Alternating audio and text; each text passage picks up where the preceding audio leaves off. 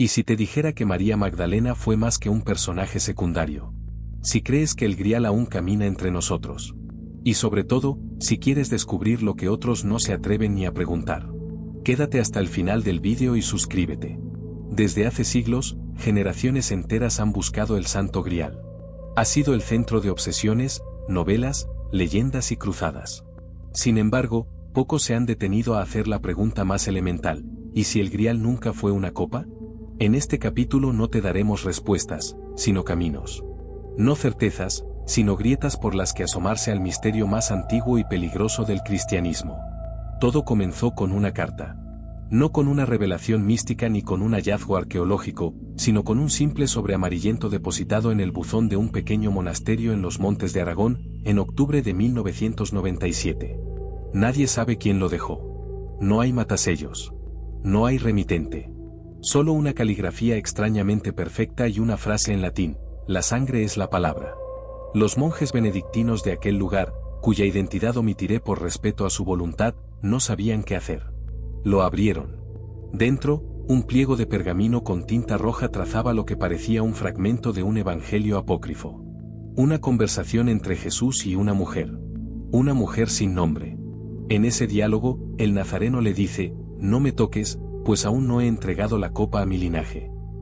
La expresión dejó perplejos a los religiosos. ¿Qué significaba la copa en ese contexto? ¿Era una metáfora? ¿Una profecía? ¿Un símbolo? ¿O un secreto transmitido a través de generaciones? Lo que más les inquietó no fue el contenido, sino lo que vino después. A las 72 horas de recibir aquel mensaje, 2 personas vestidas de civil se presentaron en el monasterio. Se identificaron como investigadores de un instituto teológico de Roma, dependiente de la Congregación para la Doctrina de la Fe. Sin embargo, su documentación no convenció a todos. Exigieron llevarse el documento. No dejaron copia. Pero uno de los monjes, un joven bibliotecario llamado Fray Mateo, había hecho una transcripción a mano. Esa transcripción llegó hasta mí por medio de un contacto común, años después. Pero no fue lo único que Fray Mateo copió. Junto al texto, incluyó una nota personal escrita en lápiz: he empezado a sospechar que el Grial no es un objeto, sino una persona.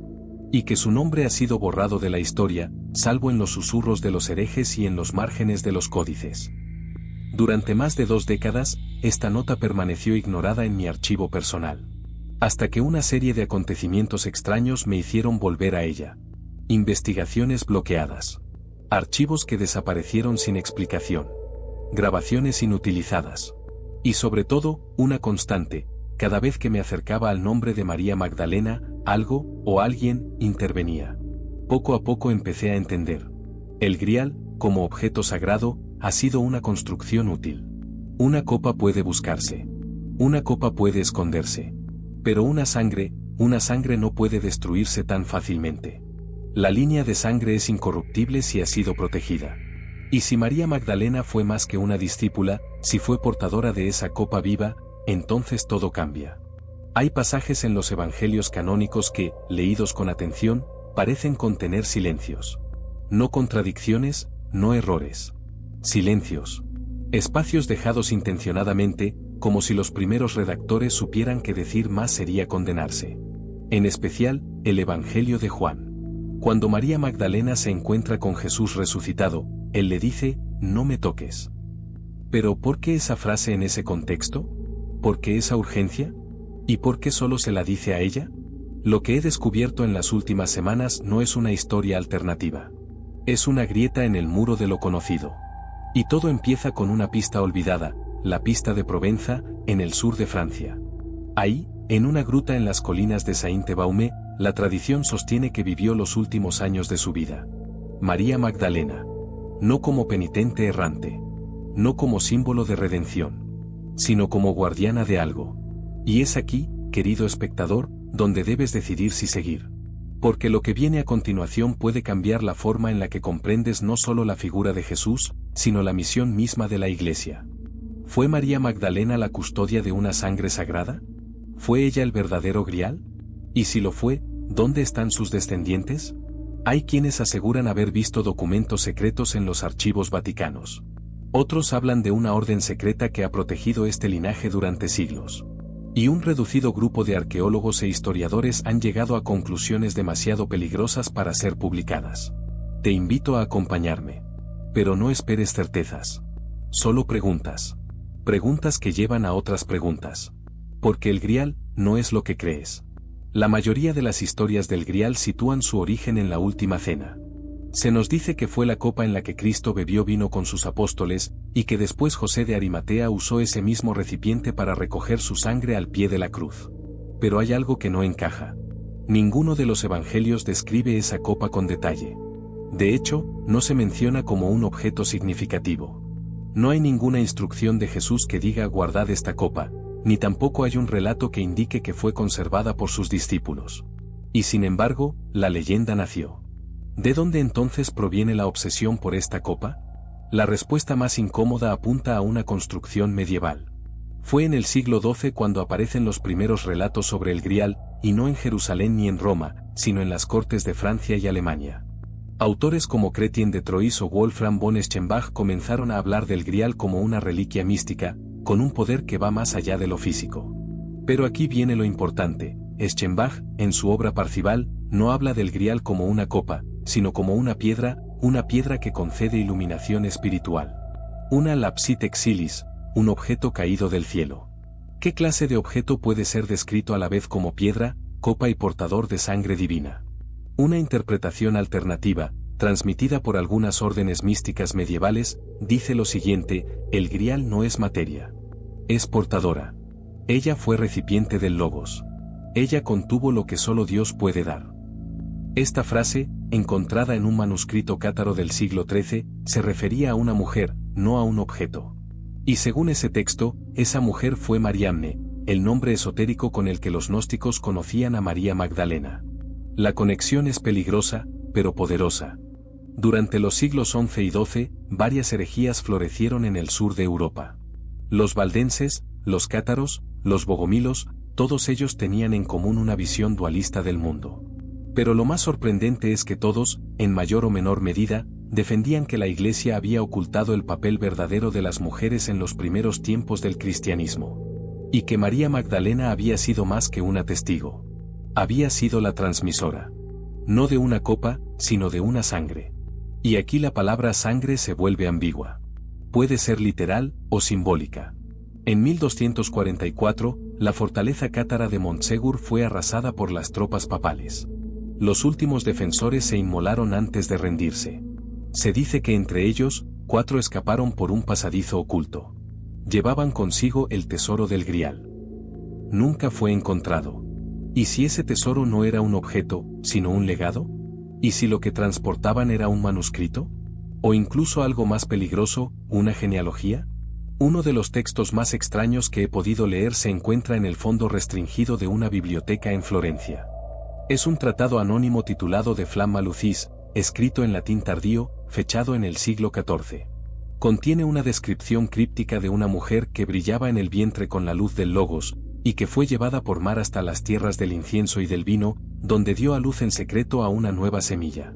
El texto no menciona nombres. Pero la coincidencia de épocas, símbolos y referencias ha hecho que varios investigadores asocien este relato con María Magdalena y su posible huida a la Galia tras la crucifixión. En esa hipótesis, ella no fue sola. Fue acompañada por José de Arimatea, Lázaro y su hermana Marta.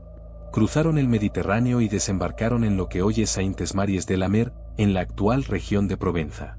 Allí, según una tradición local, fundaron una comunidad secreta. ¿Fue esa comunidad el inicio de una dinastía? ¿Y si los santos del sur de Francia no fueron simplemente misioneros, sino portadores de un secreto mayor? Los registros oficiales de la Iglesia guardan silencio al respecto. Sin embargo, hay rastros. En la cripta de la Basílica de Saint-Maximin-la-Sainte-Baume, se conserva lo que se identifica como el cráneo de María Magdalena. Pero lo curioso no es el cráneo, sino lo que lo rodea. Sobre el relicario hay un pergamino, raramente mostrado al público, con la inscripción: aquí descansa la cabeza de Magdalena, testigo de la verdad y portadora de la palabra. ¿Por qué portadora? ¿Por qué no simplemente discípula? ¿Qué es lo que portaba? En 1892, un abad local denunció públicamente que las autoridades eclesiásticas habían ordenado el cierre de ciertas cámaras subterráneas bajo la basílica. En una entrevista con un periódico regional, cuya copia conservo, el abad decía textualmente: no quieren que veamos lo que hay más abajo. Pero bajo Magdalena no solo hay huesos. Hay palabras que arderían como fuego. ¿A qué se refería? ¿Acaso hay un evangelio enterrado allí? ¿Un texto no aprobado que vincula directamente a María Magdalena con una descendencia de Cristo? Mientras tanto, otros indicios emergen de lugares insospechados. Una vidriera del siglo XV en la Catedral de Chartres muestra a una mujer con un cáliz, rodeada de rayos dorados. No es la Virgen María. No es una santa identificable. No hay inscripción. Solo ese gesto de sostener una copa, y en su interior, no vino, sino una pequeña llama. La simbología es clara para quien sabe mirar: el fuego no es destrucción, sino luz. Y la luz contenida en un cáliz es conocimiento oculto. Un conocimiento que, según estos relatos, fue entregado no a Pedro, sino a ella. A Magdalena. ¿Pero por qué ocultarlo? ¿Por qué durante siglos se ha insistido en reducir a esta mujer a una pecadora arrepentida? ¿Por qué se ha manipulado su figura, borrando su autoridad espiritual y su proximidad con Jesús? Una respuesta inquietante comienza a perfilarse, porque reconocer su papel implicaría admitir que la Iglesia se ha construido sobre una omisión. Que el auténtico Grial no está en una bóveda ni en un museo, sino en la historia no contada de una mujer, y quizás, de sus hijos. Y si esto es así, ¿quién ha protegido esa historia durante siglos? ¿Quién ha vigilado el linaje? ¿Existe una orden secreta, como muchos creen, encargada de custodiar esa sangre? Todo parece conducir a una sociedad antiquísima. Y la siguiente parada es un nombre que casi nadie se atreve a pronunciar en voz alta.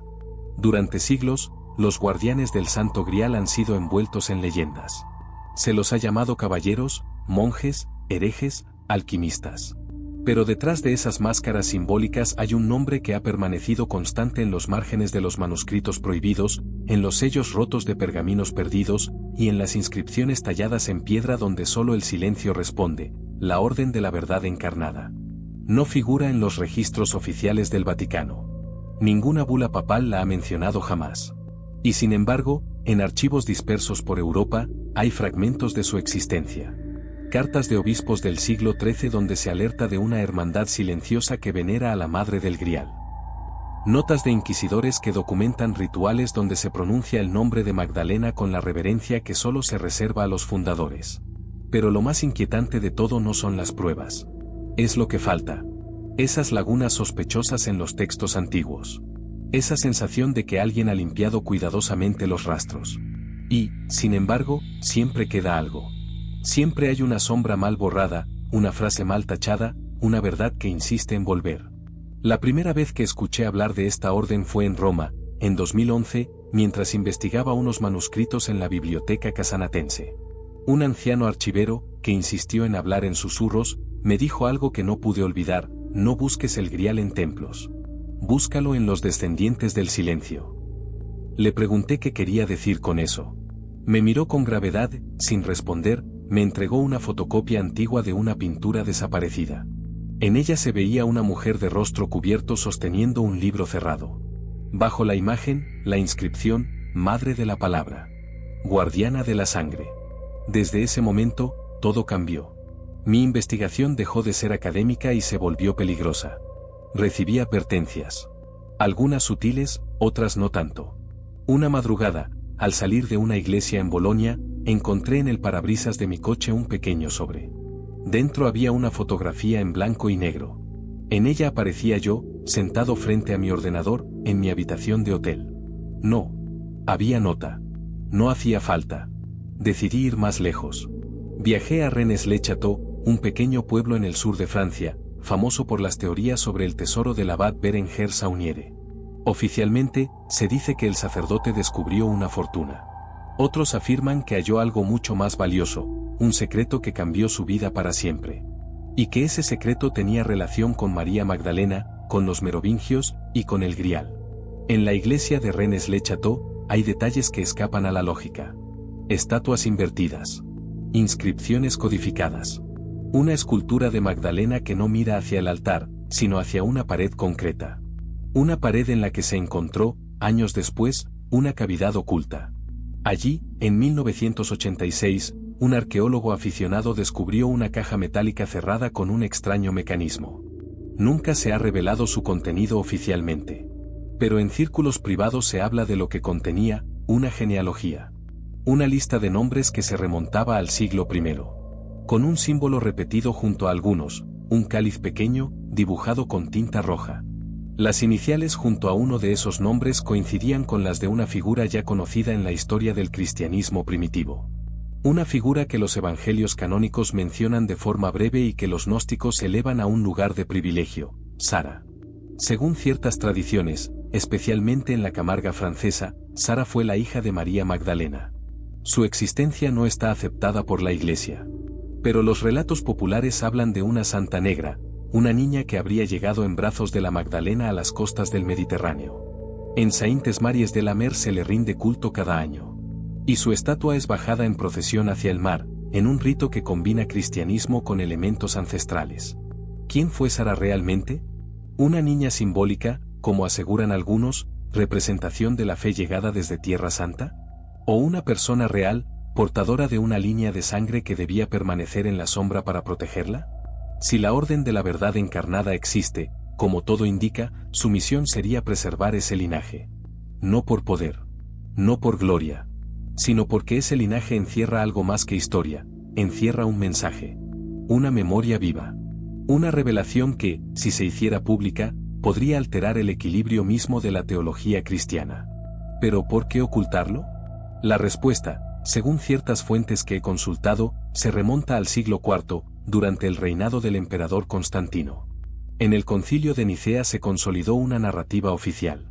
Se eligieron los evangelios canónicos, se silenciaron los textos gnósticos, se eliminó cualquier elemento que amenazara la imagen única de Jesús como Hijo de Dios no vinculado a sangre humana.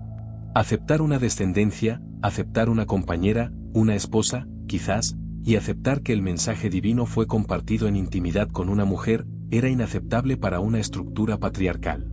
Por eso, María Magdalena fue degradada. Convertida en pecadora. Su imagen fue distorsionada y su legado enterrado bajo siglos de tergiversaciones. Pero los guardianes no olvidaron. En un monasterio perdido en Rumanía, tuve acceso a un códice que contenía un símbolo que se repite en todos los documentos que he podido rastrear, un círculo atravesado por una espiga de trigo. Según el monje que me lo mostró, un anciano que hablaba en latín, ese símbolo representa el cuerpo que alimenta la verdad. No el pan consagrado. No el cáliz de metal. Sino ella. Magdalena. Y así, lentamente, la imagen se vuelve clara. El Santo Grial no es un objeto místico. No es una copa ni una piedra caída del cielo. Es una persona. Una mujer. Una madre. Y quizás, una línea. ¿Dónde están ahora sus descendientes? ¿Siguen ocultos entre nosotros? ¿O su legado fue destruido por quienes quisieron callar para siempre la otra mitad del Evangelio? Lo que descubrí en los archivos secretos del Vaticano apuntará en una dirección aún más inquietante. Porque incluso entre las paredes más sagradas, hay voces que nunca han dejado de hablar en nombre de ella.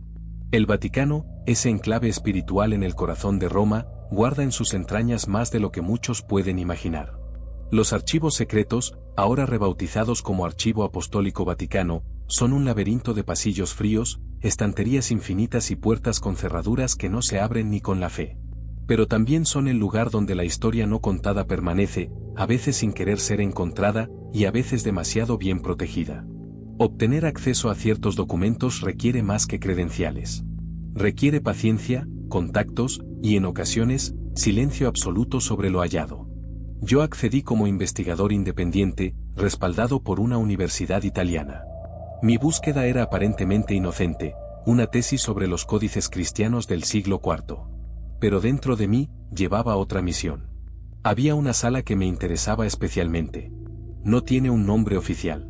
Se encuentra a 3 niveles bajo tierra, custodiada por sensores térmicos. Allí, se conservan documentos que no han sido catalogados digitalmente. Uno de ellos, una carpeta sin código, contenía una serie de cartas firmadas por el cardenal Gregorio Benedetti, fechadas entre 1912 y 1917. Benedetti no es un nombre conocido. No figura en los anales oficiales de la curia. Pero su correspondencia revela algo estremecedor, menciona repetidas veces a una figura que él denomina la portadora.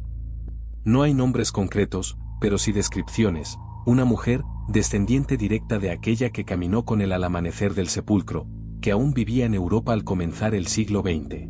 Benedetti escribe a su interlocutor, cuyo nombre ha sido rasgado de cada hoja, lo siguiente. Si ella muere, se extingue la sangre. Si vive, callamos.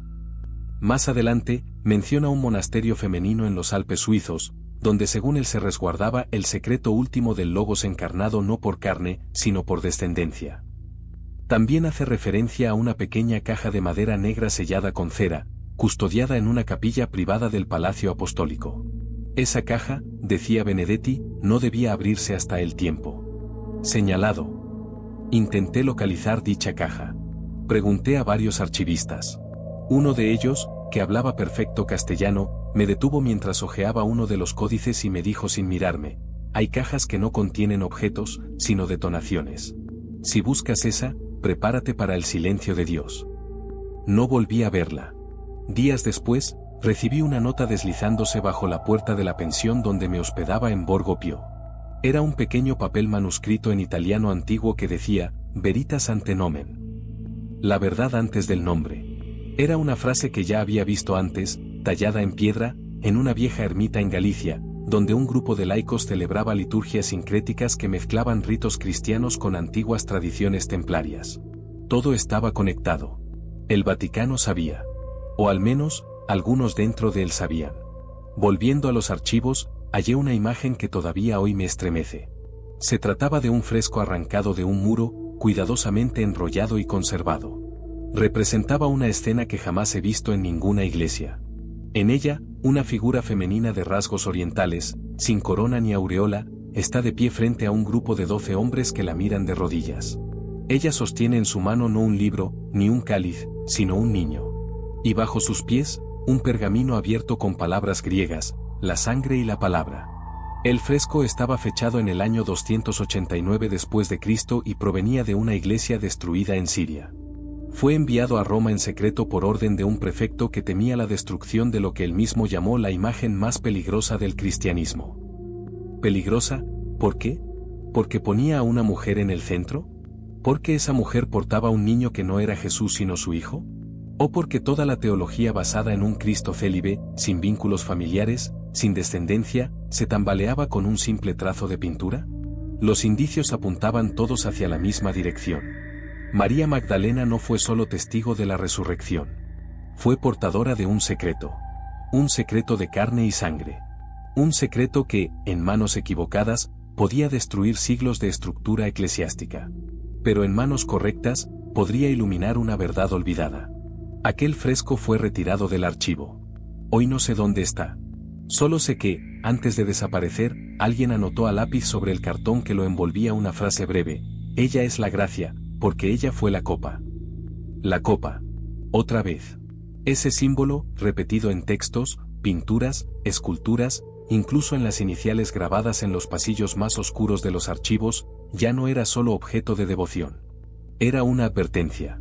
Una puerta. Un espejo. En los últimos años, han surgido voces dentro del Vaticano que reclaman una revisión teológica de la figura de Magdalena. Uno de esos teólogos, a quien no nombraré por su seguridad, me dijo en una conversación privada: si algún día aceptamos que el Grial fue mujer, todo cambiará. Pero primero debemos aceptar que la fe no muere con las preguntas, sino con los silencios. En el siguiente capítulo, exploraremos la región que podría ocultar aún hoy la descendencia de aquella portadora. Porque si la sangre sigue viva, alguien la está custodiando. Y no están tan lejos como creemos. Las montañas del sur de Francia esconden más que piedras antiguas y leyendas medievales. Ocultan rutas de exilio, cuevas donde se rezó en voz baja y nombres borrados por la historia. A lo largo de mi investigación, muchos me dijeron que si había un lugar en el mundo donde aún se podía rastrear el eco de aquella sangre sagrada, era allí, en la región de Languedoc. Más exactamente, en un pequeño valle al norte de Rennes-les-Bains, un lugar que no aparece en los mapas turísticos, pero que los lugareños llaman la Hondonada de la Heredera. La primera vez que oí ese nombre fue en boca de una mujer anciana, en una librería de Carcasona. Había escuchado a mi interlocutora hablar con total familiaridad de Sara la Negra, de los rituales sincréticos en la Camarga y de los códices cátaros. Al mencionar a María Magdalena, no se inmutó. Pero cuando le pregunté por la posibilidad de una descendencia, bajó la voz y dijo: entonces usted debe ir a la hondonada. Si aún queda algo, será allí. Tras días de búsqueda, llegué al lugar. Nada indicaba que ese camino rural conducía a un enclave sagrado. Ni señales. Ni carteles. Solo una senda que se adentraba entre matorrales, pinares y silencio. Tras más de una hora de caminata, encontré una estructura semicircular de piedra. Parecía una ermita en ruinas. Sin embargo, al entrar, supe que aquello no era una iglesia. En el centro de la estancia, había una piedra pulida, baja y circular. Sobre ella, una flor de lis grabada profundamente y rodeada de letras en latín antiguo: Ex sanguine veritas. De la sangre, la verdad. Me estremecí. Lo que vino después, no fue revelación, fue presencia. Sentí que no estaba solo. Y en efecto, no lo estaba. Desde una esquina en penumbra, surgió una figura. Una mujer. Su rostro era sereno, su atuendo sencillo. Me habló sin titubeos: sabíamos que vendrías. Solo los que buscan a ella sin nombrarla encuentran este lugar. Ella se presentó como Claire. No dio apellidos. Dijo pertenecer a una fraternidad sin nombre, heredera de una tradición oral que había sobrevivido desde el siglo I. Me habló de un conocimiento que no se transmite por libros, sino por sangre, por mirada, por presencia. Me dijo: no estamos aquí para luchar contra la Iglesia. Estamos aquí para recordar lo que fue antes de que existiera. Durante las horas siguientes, escuché su historia. No una historia escrita, sino contada. Con pausas largas. Con lágrimas. Con silencios que decían más que las palabras. Según Claire, hay una línea viva que se ha mantenido desde Magdalena. No una dinastía de reyes, como quisieron interpretar algunos. No un linaje para gobernar, sino para custodiar. Cada generación, alguien recuerda. Alguien sabe. Y alguien guarda. Me mostró un objeto. No era una reliquia dorada ni un códice antiguo. Era una tela. Un pañuelo de lino muy fino, extremadamente deteriorado, con manchas que parecían marcas de vino o de sangre. Bordado a mano en el centro, María la Magdalena. Era un objeto personal. Íntimo. No había pruebas científicas de su autenticidad, pero su fuerza era incuestionable. Claire me confesó algo más: no somos muchos. Algunos han olvidado. Otros se han escondido. Pero aún hay quienes llevan la sangre y el recuerdo. Le pregunté si eso significaba descendencia biológica. Me miró fijamente y respondió: lo que vino de ella no fue solo carne, fue memoria. Y en algunos, esa memoria despierta. Hablaba de algo que va más allá del ADN. Una especie de memoria de la sangre. Una vocación profunda hacia una verdad silenciosa, hacia un Cristo que confió a una mujer lo más sagrado. Y a través de ella, lo más peligroso, el conocimiento de que lo divino puede habitar en lo humano, sin permiso de estructuras ni jerarquías. Antes de irme, Claire me entregó un pequeño pergamino enrollado y atado con una cinta blanca. Me pidió no abrirlo hasta estar de nuevo en Roma. Obedecí. Cuando por fin lo abrí, días después, leí un único versículo, escrito en arameo antiguo, y traducido en tinta negra al pie. Ella bebió del verbo, y lo guardó en su seno. No firmaba nadie. No era una cita conocida. Y sin embargo, resonaba con todo lo que había escuchado. Con todo lo que estaba empezando a entender. En las semanas siguientes, intenté verificar los elementos de la historia de Claire. Muchos se deshacían como humo. Otros, sin embargo, se confirmaban en detalles que no podían haber sido invención: estructuras subterráneas mapeadas por arqueólogos locales, referencias orales recogidas en el siglo XVII por un obispo escocés en peregrinación, y sobre todo, el eco constante de un nombre que no desaparece, aunque lo intenten borrar: Magdalena. Y así comprendí que el Grial, ese cáliz buscado por cruzados, saqueado por reyes y mitificado por escritores, tal vez nunca estuvo en Tierra Santa, ni en castillos templarios, ni en bóvedas secretas, sino en la carne, en la sangre, en el vientre y en la memoria de una mujer que lo cambió todo. Una mujer que habló cuando los hombres callaron. Que estuvo de pie mientras los demás huían. Que lo sostuvo a él, antes, durante y después de la cruz. ¿Dónde están hoy los descendientes de esa memoria? Quizás en conventos olvidados. Quizás en montañas sin nombre. O quizás, más cerca de lo que creemos. Y el secreto más grande aún está por revelarse, porque si ella fue la copa, ¿Quién ha estado bebiendo de ella durante todos estos siglos? La idea de una sangre sagrada oculta en la historia, custodiada, perseguida, casi extinguida, ha sido tildada de mito, herejía, o peor aún, invención. Sin embargo, hay momentos en los que la ficción comienza a parecer demasiado cercana a la verdad.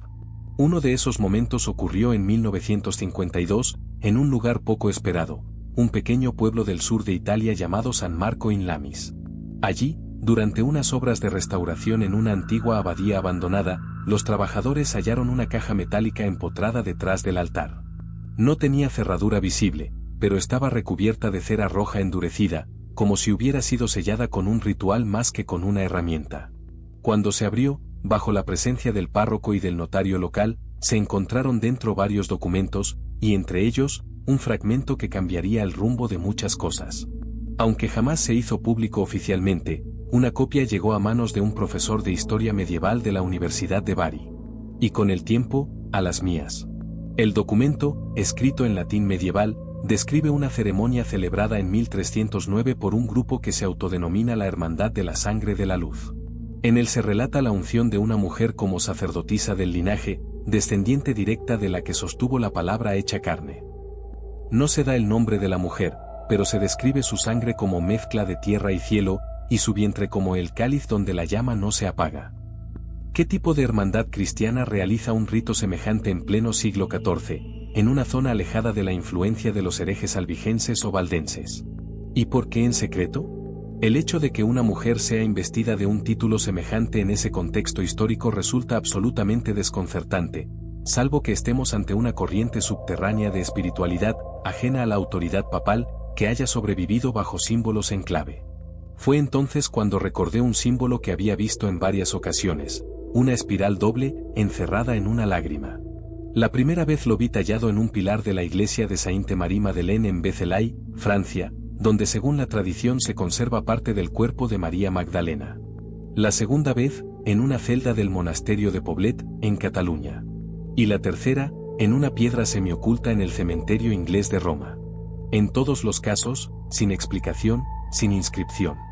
A través de contactos en Florencia, logré acceder a un códice perdido del siglo XV que perteneció a la biblioteca privada de Cosme de Medici.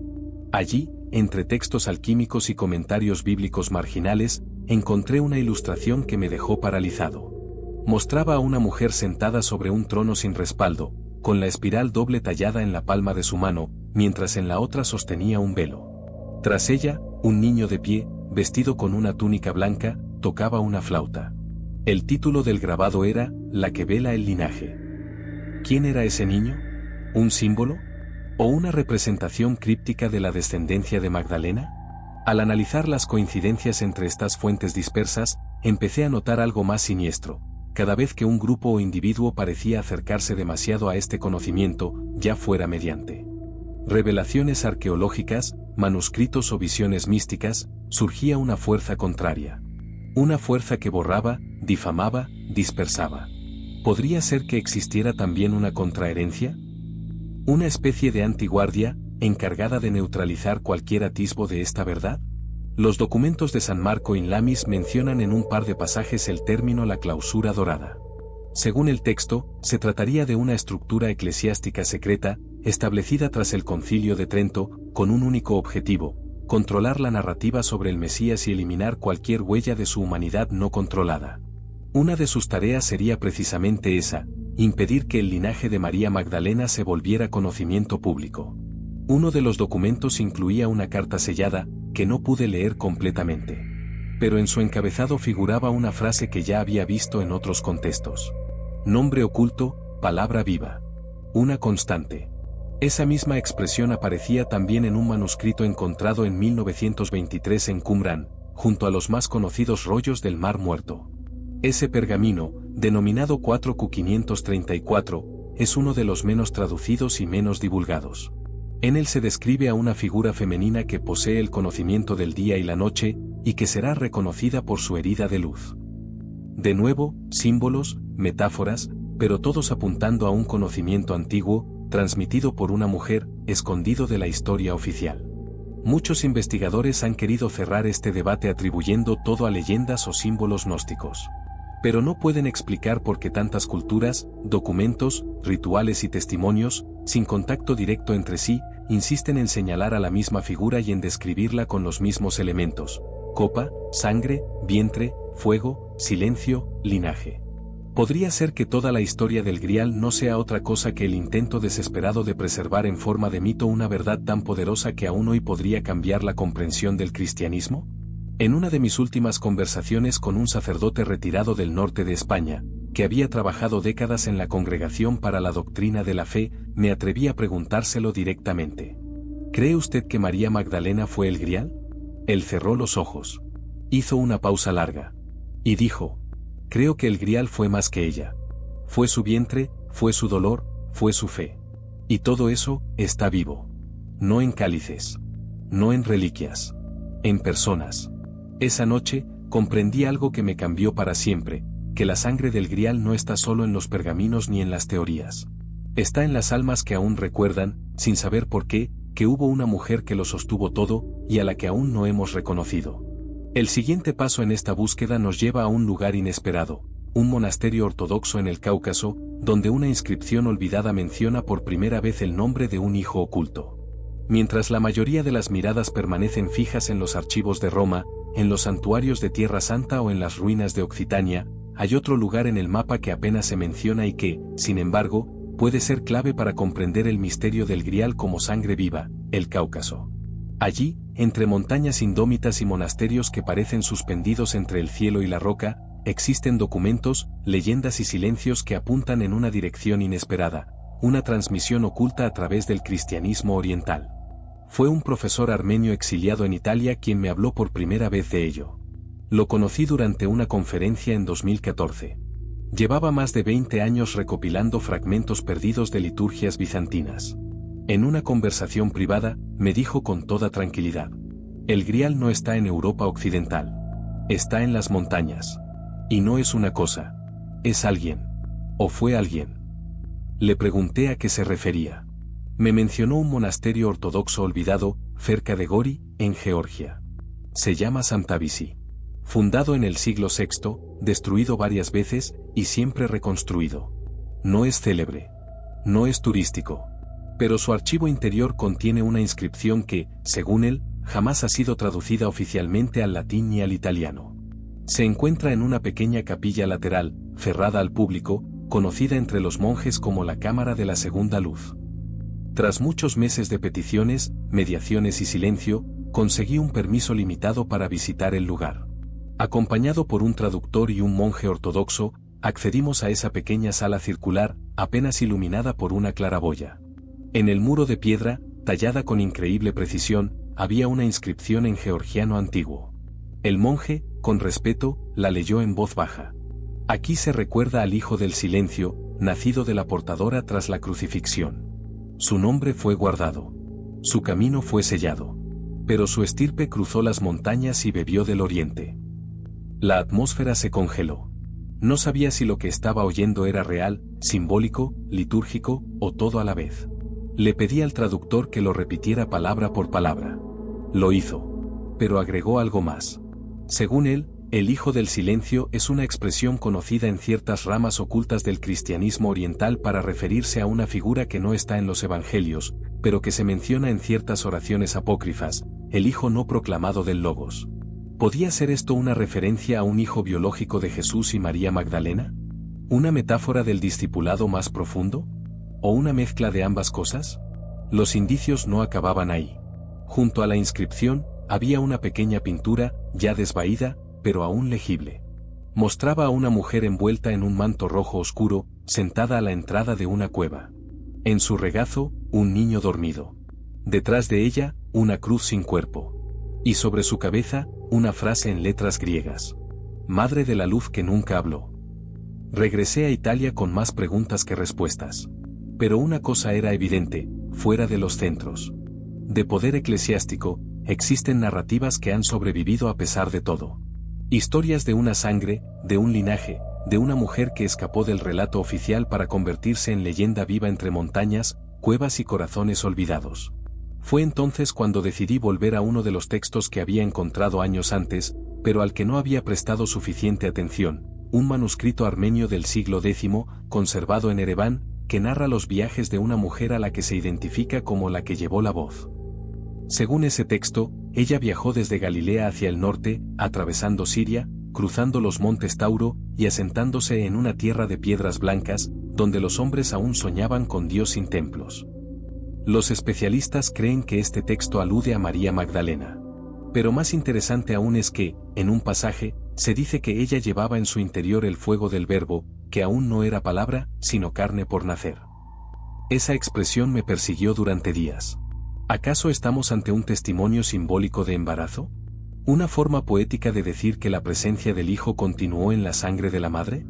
Y si así fuera, ¿cómo pudo haber sobrevivido este linaje durante 2000 años sin ser aniquilado, absorbido o disuelto por la historia? La respuesta podría estar en algo que los ortodoxos llaman el velo de la bendición oculta. Una antigua tradición que sostiene que algunas verdades no pueden ser dichas, sino transmitidas por gestos, por actos de servicio, por miradas. El grial, bajo esta luz, no sería un objeto ni una copa, sino una actitud del alma, una predisposición del linaje a proteger, a callar, a preservar. Y entonces comprendí que quizás nunca se trató de encontrar el grial, sino de reconocerlo. De intuirlo en las personas que aún hoy caminan con una luz inexplicable, con un dolor profundo, con una fe silenciosa que no proviene de los libros, sino de algo más antiguo. En Georgia, antes de partir, una anciana monja me tomó la mano y me dijo en voz baja: no lo busques más. Ya lo has visto. Pero no con los ojos. El siguiente capítulo nos llevará a una serie de descubrimientos recientes en Tierra Santa que parecen confirmar lo impensable, que existió una tumba sin nombre, distinta de la de Jesús, y que contiene pistas borradas intencionadamente. Hay un lugar en Jerusalén donde los turistas no llegan. No porque esté escondido, sino porque no hay nada que mirar, o al menos eso parece. Está a menos de 1 kilómetro de la Basílica del Santo Sepulcro, en una pequeña hondonada rodeada de olivos secos y muros de piedra, donde solo el viento se atreve a hablar. Allí, según una tradición no reconocida por la Iglesia, se encontraba una antigua tumba con una inscripción que fue retirada, borrada o destruida, nadie lo sabe con certeza, a finales del siglo XIX. Lo poco que se sabe de ella proviene de unos croquis realizados por arqueólogos franceses, enviados por la Escuela Bíblica de Jerusalén en 1891. En esos dibujos, la tumba aparece como una cámara doble, con 2 lóculos excavados en roca y un pasadizo de acceso cerrado por una gran losa semicircular. Pero lo que hace a este lugar tan inquietante es el detalle que aparece escrito en el margen inferior de uno de esos dibujos: tumba desconocida, nombre borrado. Durante años, estos documentos estuvieron almacenados sin catalogar, hasta que un estudiante polaco los descubrió por accidente en 1978. Desde entonces, han sido objeto de estudio por parte de un reducido grupo de investigadores, y de un inexplicable desinterés institucional. Nadie ha querido abrir de nuevo esa tumba. Nadie ha autorizado excavaciones. Nadie ha dado respuestas. Pero hace 2 años, uno de esos investigadores, un franciscano con formación en arqueología bíblica, me reveló algo que aún hoy me cuesta procesar. Había estado en el lugar. De noche. Sin permiso. Y dentro, en la pared más alejada, había encontrado un bajorrelieve. Apenas visible. Desgastado por el tiempo y los intentos de borrarlo. Mostraba una figura femenina de perfil, con un velo sobre el rostro y una mano extendida hacia una llama. Bajo la imagen, talladas con trazo firme, 3 palabras en griego. Voz en la eternidad. Le pregunté si había tomado fotografías. Me dijo que no. Que era demasiado arriesgado. Pero su testimonio coincidía con lo que había leído en ciertos manuscritos sirios del siglo VI, la existencia de una tumba de la portadora, en las afueras de Jerusalén, que fue sellada para que no fuera confundida con la del Mesías. Según esa tradición, María Magdalena no murió en Éfeso, como sostienen algunos textos apócrifos, ni en Francia, como asegura la leyenda provenzal, sino que volvió a Tierra Santa poco antes de su muerte, custodiada por una pequeña comunidad de discípulos silenciosos que la veneraban no como santa, sino como arca. ¿Arca de qué? Del Verbo. De la sangre. Del secreto. En uno de los textos gnósticos hallados en Nag Hammadi, el Evangelio de María, fechado en el siglo II, se presenta a Magdalena como la única que comprendió plenamente las enseñanzas esotéricas de Jesús. Los otros discípulos la cuestionan, pero ella responde: lo que veo, lo veo con el corazón del Logos. Es una frase extraña, poderosa y profundamente simbólica. El logos, según el pensamiento helenístico, es la razón divina, la palabra creadora. Decir que alguien lo ha acogido no solo como conocimiento, sino con el corazón, es insinuar que ha habido una unión. No necesariamente física, pero sí espiritual. Una fusión de almas que trasciende las palabras. ¿Fue Magdalena el receptáculo del logos no solo en sentido místico, sino también humano? En un pergamino hallado en una sinagoga abandonada de Tiberíades, fechado en el siglo III, aparece por primera vez una expresión que me persiguió desde que la leí: el Nazareno sembró en el corazón de la escogida una semilla que no era de este mundo. No hay más contexto. No se menciona a Magdalena. Pero en el margen, un lector anónimo escribió con tinta desvaída: Mariam. Mariam. El nombre hebreo de María. Todo apuntaba a un mismo núcleo, una mujer que fue más que discípula. Que fue confidente. Que fue compañera. Que fue cáliz. Y cuya tumba fue sellada no por olvido, sino por temor. Temor a lo que representaba. Temor a lo que podía revelar. Mientras escribo estas líneas, me llegan rumores, aún no confirmados, de un grupo de investigadores en Haifa que han accedido a registros otomanos donde se menciona, en clave, un santuario cristiano no oficial destruido en 1893 por orden de un funcionario que alegó alteración de la fe popular. Las coordenadas coinciden con la zona de esa tumba olvidada. Si se confirma, estaríamos ante la prueba de que hubo una campaña deliberada por borrar todo rastro de ese lugar. Pero, como ocurre siempre con la verdad, lo borrado deja huella. Y lo sellado acaba por hablar, aunque sea en susurros. La pregunta ya no es si María Magdalena fue el Grial. La pregunta es, ¿qué es lo que aún hoy, tantos siglos después, se sigue temiendo que descubramos de ella? En el próximo capítulo, recorreremos el simbolismo oculto en las grandes catedrales de Europa. Porque mientras la historia oficial la negaba, los arquitectos del alma tallaban en piedra su recuerdo, y quizás, su linaje. Si María Magdalena fue el Grial, si su sangre portó una herencia viva y silenciosa, entonces esa memoria no pudo desaparecer sin dejar rastro. Puede que haya sido borrada de los libros, silenciada en los sermones, desacreditada en los concilios, pero hay un lenguaje que la Iglesia nunca ha podido controlar por completo, el de la piedra. Las grandes catedrales góticas de Europa, León, Burgos, Notre Dame, no son solo monumentos de arquitectura sagrada. Son códices de símbolos, tratados de teología tallada, mensajes en clave dirigidos a aquellos que saben mirar. Y si uno aprende a leerlos, puede descubrir allí lo que no se atrevió a decirse en voz alta durante siglos. Comencemos por Chartres, Francia. Esta catedral, construida entre los siglos XII y XIII, alberga uno de los conjuntos iconográficos más enigmáticos del cristianismo medieval. Entre sus vitrales, que narran desde el Génesis hasta el Apocalipsis, hay uno que destaca por su singularidad, el vitral número 102. En él aparece una mujer de rostro sereno, sin corona, sin aureola, vestida de azul oscuro. En sus manos no hay un libro, ni una cruz, sino un cáliz. Y en su interior, arde una pequeña llama. Bajo la imagen, una inscripción casi ilegible: luz en las tinieblas. No es la Virgen.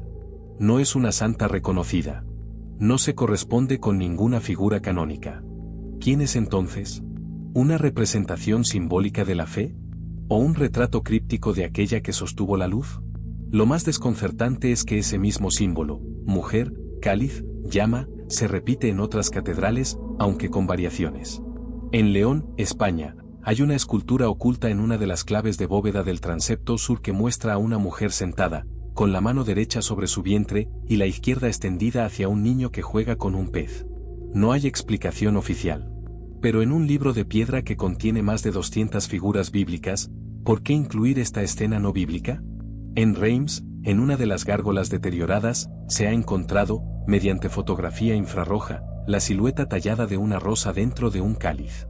Los expertos aseguran que se trata de un símbolo alquímico. Pero otros ven algo más, la alusión al rosa mística, uno de los títulos que algunos círculos místicos atribuyeron a María Magdalena. En la Catedral de Burgos, un pequeño relieve en el claustro muestra a una mujer con el rostro velado, rodeada por 7 estrellas. Está sentada en un trono sin respaldo, y bajo sus pies hay una inscripción apenas visible: Madre de los Secretos. ¿Quién es esta madre?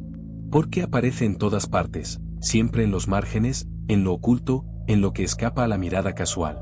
Un estudio de 2009 realizado por un equipo de simbología cristiana de la Universidad de Lovaina concluyó que en más del 70% de las catedrales góticas francesas hay al menos una figura femenina anónima, sin atributos distintivos, cuyo simbolismo escapa a las interpretaciones tradicionales.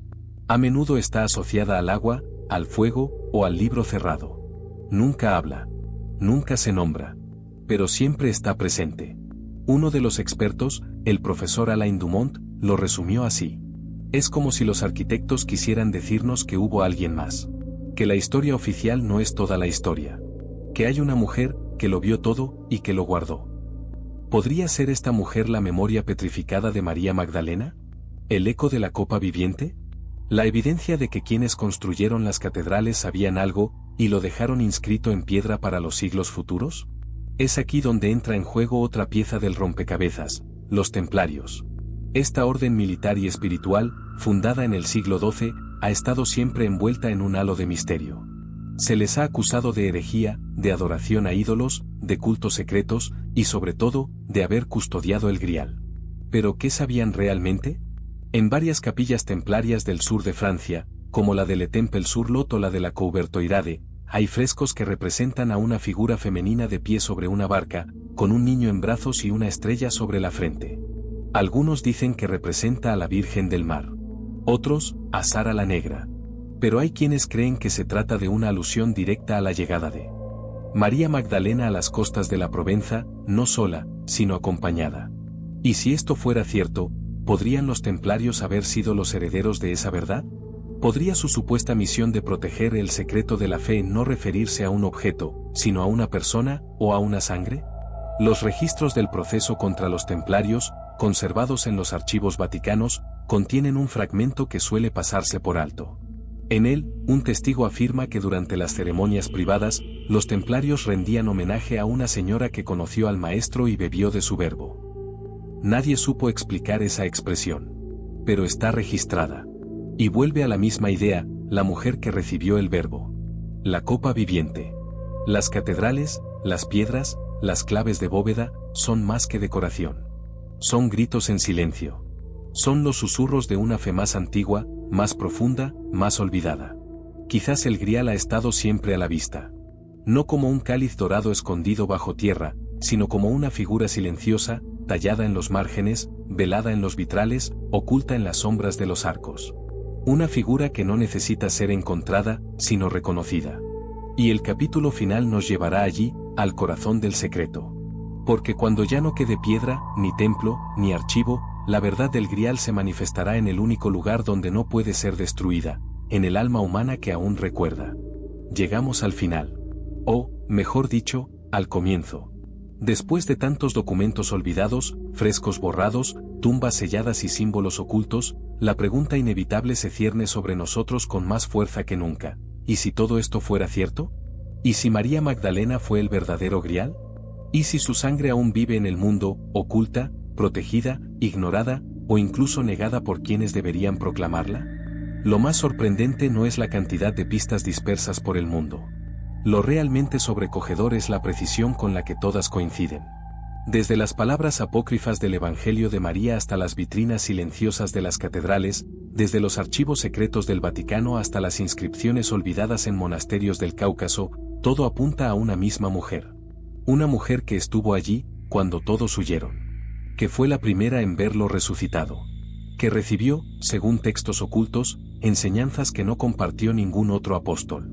Que viajó sola, embarazada o no, hacia tierras lejanas para custodiar algo que ni siquiera comprendía del todo, la continuación. Muchos me han preguntado, con escepticismo. ¿Pero entonces, crees que Jesús tuvo hijos? Mi respuesta no es sencilla. Porque el misterio del Grial no es simplemente biológico.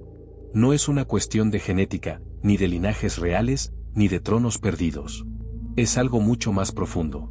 Algo que solo puede comprenderse cuando se ha pasado suficiente tiempo en el silencio. En el mismo silencio en el que ella vivió. El Grial no es una copa. No es un objeto. No es siquiera una persona individual. El Grial es un gesto. Una transmisión.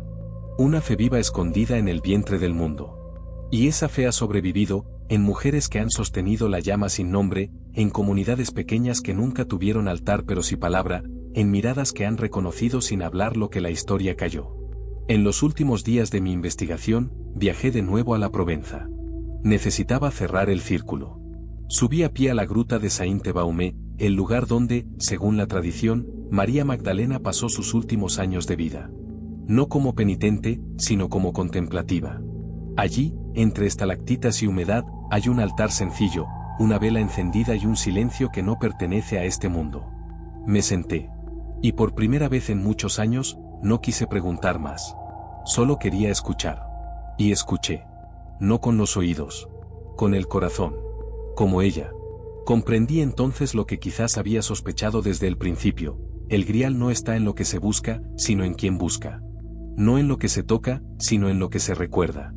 No en el oro, ni en el poder, ni en los linajes, sino en la fe silenciosa que aún camina, escondida, en quienes aún son capaces de amar como ella lo amó. Antes de irme, una mujer, desconocida, anciana, vestida de blanco, se acercó y me dijo, sin que yo hubiese dicho nada: la sangre no necesita defensa. Solo memoria. Y se alejó por el bosque. Hoy, querido espectador, no puedo darte certezas. No puedo mostrarte un documento definitivo ni una prueba fotográfica. Pero sí puedo dejarte con la única verdad que importa: María Magdalena fue más de lo que nos han contado. Y quizás, aún hoy, sigue siendo más de lo que estamos preparados para aceptar. Así que te invito a mirar de nuevo. A las catedrales. A los vitrales. A los evangelios. A las mujeres que han sostenido la fe cuando los templos se caían. A ti mismo. Porque si hay algo que ella ha querido siempre, es que reconozcamos. Y ahora, después de todo este viaje, solo te haré una pregunta. ¿Y si el grial ha estado siempre dentro de ti, esperando que lo despiertes? Si has llegado hasta aquí, es porque algo en ti busca más que respuestas. Busca verdad. Y esa verdad, a veces, no está en los libros, ni en los púlpitos, ni en las tradiciones, sino en las grietas del alma donde aún se oye su voz. Suscríbete si crees que hay algo más. Si crees que María Magdalena fue más que un personaje secundario. Si crees que el grial aún camina entre nosotros. Y sobre todo, si quieres descubrir lo que otros no se atreven ni a preguntar.